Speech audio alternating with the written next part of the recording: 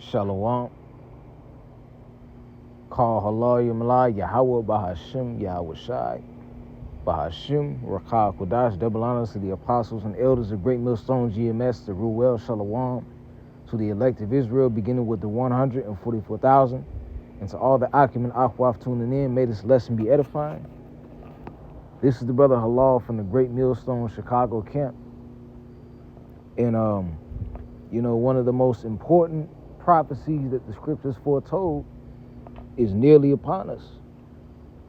And we don't have much longer to wait until, Revelation chapter 13 and verse 16 jumps off the pages, before our very eyes. And it all starts with what? A digital system, wherein people are going to have digital IDs in order to be able to participate in society, have a functioning job, be able to go to movies, supermarkets, to be able to participate, in this society. And now this video you see here is from the channel Sky News, and it says all British adults to require a digital ID. So as you can see, over there in the UK and Europe, in the United Kingdom, they're making it a mandatory requirement that all adults have to have a digital ID in order to have a job, in order to have a place in society. So I'm going to let this video play. And as always, may this lesson be edifying to the elect in the body.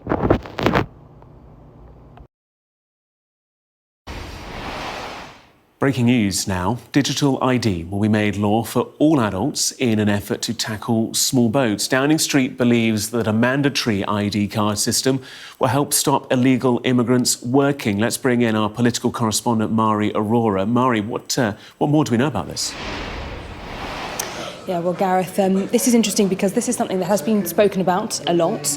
Tony Blair, for instance, has been talking about this for years and years as what he always believed was one of the best ways to try and reduce illegal immigration and the ability for people to work illegally here in the UK.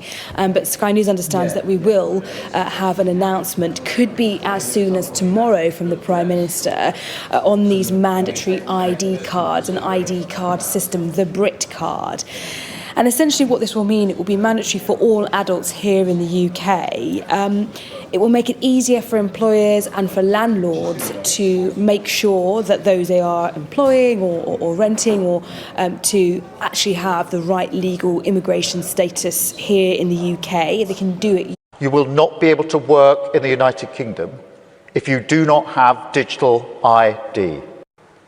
Our immigration system does need to be fair if we want to maintain that binding contract that our politics is built on. And that is why today I am announcing this government will make a new free of charge digital ID mandatory for the right to work by the end of this Parliament. Let me spell that out. You will not be able to work in the United Kingdom if you do not have digital ID. It's as simple as that. Using a smartphone. And that second video that I played, that was really the main point. In the first video I played, they were going over how digital IDs are going to be used as a means to, capture illegal immigrants and all that. Basically, they're saying that they're going to do it as a means to crack down on illegal immigration. But that's not the goal. They're lying to you. Ultimately, with these digital IDs, which will eventually lead to the MOTB, the main goal is full surveillance and control over the people, and it's starting in the UK, and it will come to America very soon. And eventually, Esau Edom is going to try to spread this over the entire globe to where all people all over the globe from all walks of life, rich and poor, free and bond, are going to have to receive this MOTB to participate in society. But the digital IDs, that's not the charagma, but it is indeed one step closer to the charagma mentioned in Revelation 13 and 16. So I want to start this off. I want to get the book of Habakkuk, chapter 2, and verse 3. It says, for the vision is yet for an appointed time. So there's an appointed time where visions and prophecies are going to be taking place, where prophecies are going to be being fulfilled, man.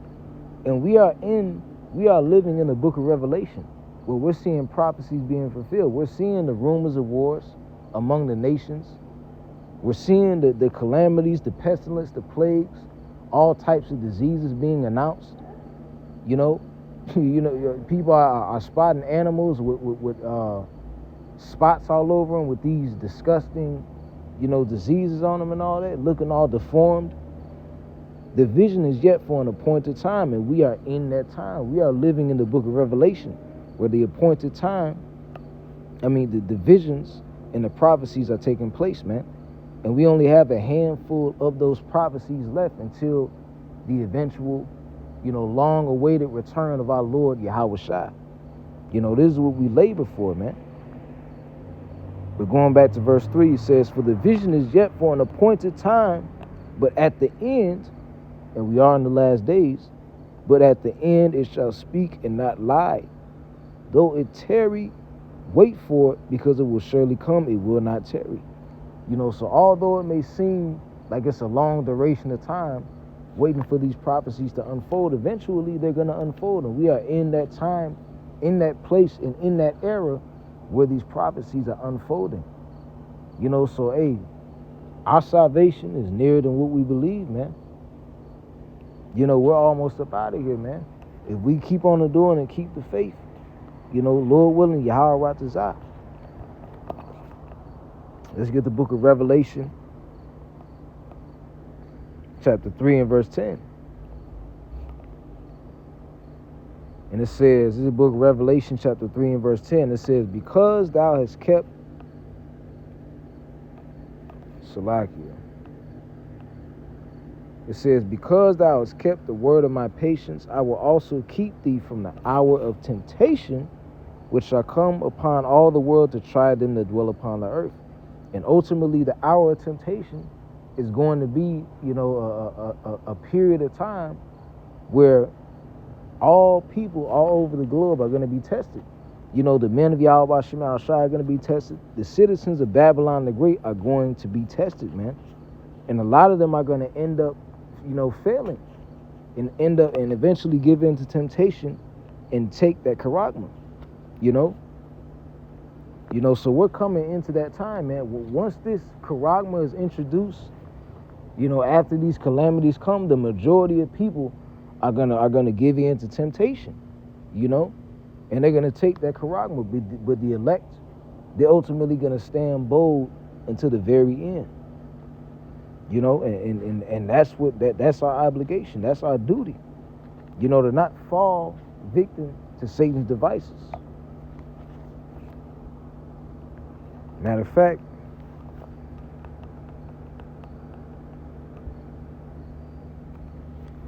is 2 Corinthians chapter 2 and verse 11. And it says, lest Satan should get an advantage of us, for we are not ignorant of his devices. So, hey, we're not ignorant of Esau Edom's devices. We know what he's going to implement when all hell breaks loose as an alternative solution to the modern problems that these Babylonians face. Because this charagma is going to be promoted as a solution to the average American's problems.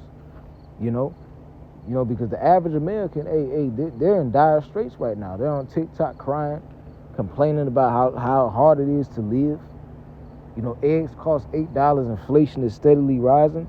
So this MOTB is going to be the solution to that, And the majority of people, they're going to give in. They're going to fall victim. They're going to be in line. If you thought it was bad when Jake was fighting each other over that chicken sandwich, wait until that charagma comes out, during that hour of temptation. Niggas is going to be running each other over, killing each other to get to get that implantable device embedded under their skin. But the elect, the men of Yahweh Shema Shai, we're not going to be deceived by Esau Edom's trickery. And though they're going to promote it as if it's a good thing for the betterment of humanity, we understand that this is the ultimate, way of you getting branded. If you take this charagma, you are basically signifying that you are a servant under Esau Edom. You got branded, so to speak. The same way that back during the time of the Romans, when you had a runaway slave, they would take that slave and they would brand him. They would take this hot branding iron and they would press it into the back of their slave, man, in order to signify of who their slave master was, who they belonged to. So if you fall, if you give in to temptation and you take this charagma, ultimately you just told the Lord that you would rather be under Esau Edom than be under Yahweh B'Shem Yahushua. This is the book of Revelation, chapter 13 and verse 16. And it says, and this is what it's all leading up to. These digital IDs, this is not exactly, this isn't the charagma, but it's one step closer. One step closer to what I'm about to read. It says, he causeth all, both small and great, which goes into young and old when you go into the Greek words, small and great, rich and poor, free and bond, to receive a charagma in their right hand or in their foreheads. And this is what it's all leading up to, man. This charagma, this implantable device, this radio frequency identification, CHIP, all people from all walks of life, the free and poor, those who are, free citizens, quote unquote, law-abiding citizens, and those that are in prison, all people from all walks of life are going to be required to take the charagma in order to participate in society, which is the exact same thing that Edomite said up there when he talked about digital IDs being mandatory in the United Kingdom. Verse 17, and that no man might buy or sell save he that had the charagma or the name of the BEAST or the number of his name. So if you don't have that device, you're not going to be able to buy and sell. You're not going to be able to participate in society. You won't be able to go to the movies, the supermarket, any public gathering you can think of. You won't be able to go there if you don't have this charagma, man. If you don't let Esau brand you, so to speak.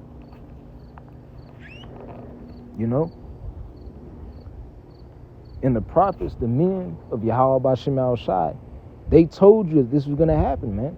And many people said otherwise. You even got these other camps that's still saying that the charagma is sleeping with an Edomite woman. Saying that the charagma is sin. So I'm going to end this off with the book of Ezekiel, chapter 33, and verse 30. And it says, also, thou son of man, the children of thy people are still talking against thee by the walls and in the doors of the house, and speak one to another, every one to his brother, saying, come, I pray you, and hear what is this word that cometh forth from the Lord.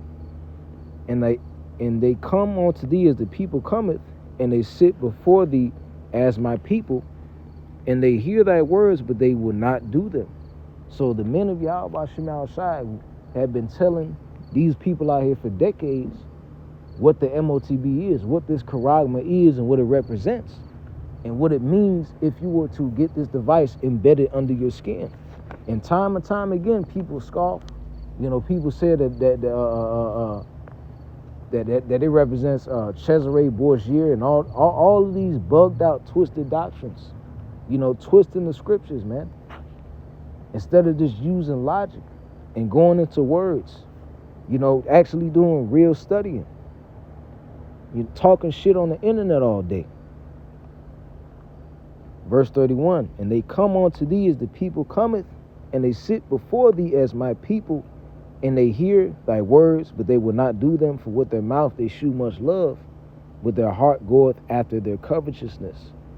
And lo, thou art unto them as a very lovely song of one that hath a pleasant voice, and can play well on an instrument, for they hear thy words, but they will do them not.